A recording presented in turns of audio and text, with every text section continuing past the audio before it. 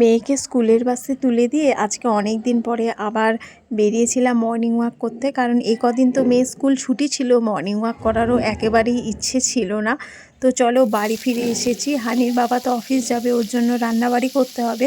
তো আজকে আবার আলু কোয়াশ ভাজা করেছি। প্রথমে ভেবেছিলাম যে আলু কোয়াশ দিয়ে একটু ঝোল ঝোল মতো করব, কিন্তু ওর বাবা যেহেতু ভাজাটা একটু পছন্দ করে, ভাজা খাওয়াটা ঠিক না আমরা সবাই জানি, কিন্তু ভালোবাসি কি বলবো, তো একটুখানি ভাজাটাই করলাম। আর করলাম হলো রুটি। প্রথমে ভেবেছিলাম আলুর পরোটা কি কিছু করব, কিন্তু বেশি অয়েলি জাতীয় হয়ে যাচ্ছে রান্নাটা, তো সেটা না করে রুটি করলাম। আমি অবশ্য সকালবেলায় রুটি খেতে ভালোবাসি না, আমার বরই ভালোবাসে।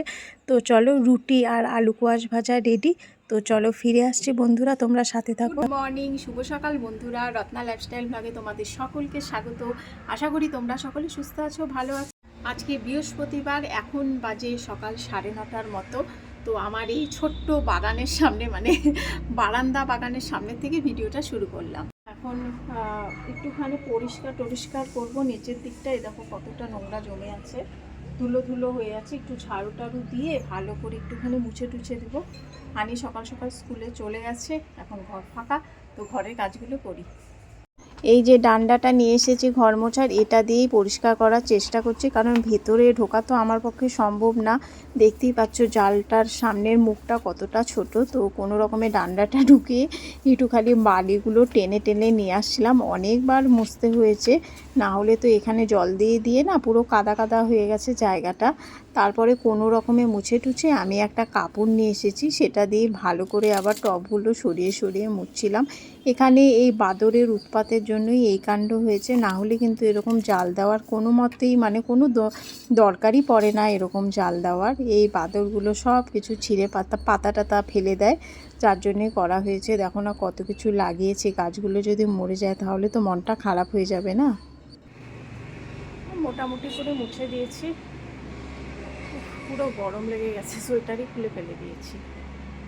তো যাই, চলো রান্নাবাড়ি করি। আজকে না জামা কাপড় ধোবো না, কালকে ধোবো, কারণ আজকে দেখতেই পাচ্ছ একেবারেই ওয়েদারটা খারাপ, রোদের দেখা নেই, তো জামা কাপড় শুকাবে না, আর ঘরের মধ্যেই মেলতে হবে। তো আজকে আর ধুচ্ছি না, যাই রান্নাটা করি, নাহলে দেরি হয়ে যাচ্ছে।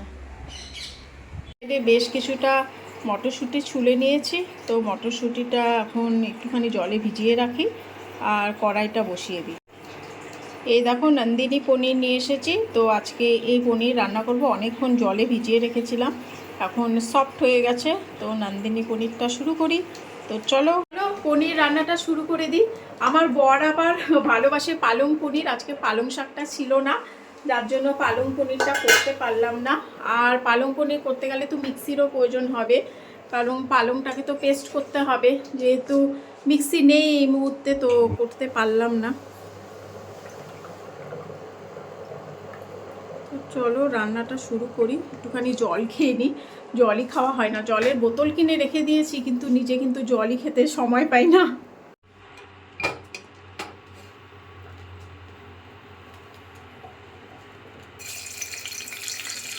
পনির তো বেশি ভাজতে নেই, হালকা ভাজতে হয়। তো তেলটাকে বেশ ভালো করে গরম করে নিয়েছি, নিয়ে এবার পনিরগুলো এক এক করে ছেড়ে দিচ্ছি। বেশি ভাজবো না। আর আমি তেলের মধ্যে না অল্প পরিমাণে হলুদ আর লবণ দিয়ে নিয়েছি, যাতে তেল ছিটে না আসে। আজকাল যা তেল ছিটছে আমার হাতেটাতে, যে একেবারে কালো কালো দাগ হয়ে যাচ্ছে। তো চলো রান্নাটা একটু তাড়াতাড়ি করারই চেষ্টা করছি। একটু তাড়াতাড়ি করলে নিজেরও ভালো লাগে, তাড়াতাড়ি খাওয়া দাওয়া হয়ে যায়। লেট করলে তো নিজেরই অসুবিধা হয়। পনির বেশি খাওয়া হয় না, কারণ আমার মেয়েও খেতে চায় না।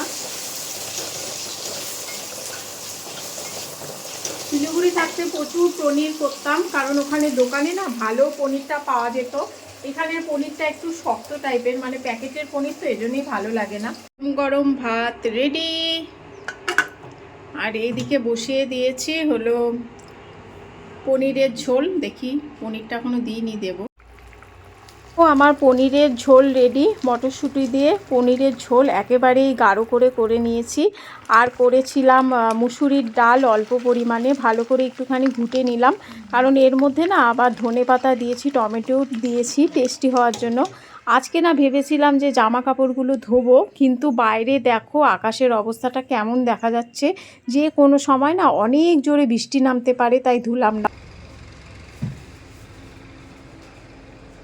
অনেক দিন পরে এই কমলা লেবু খাচ্ছি। আমি না কমলা লেবু খাইই না, অনেক দিন হয়ে গেছে, কিন্তু ফল খাওয়া খুব দরকার। আমার বর তো পুরো বকা দেয়, আমি খাইই না, নষ্ট হয়ে যায়, পচে যায়। সিজনাল ফ্রুটস খাওয়া সবারই উচিত।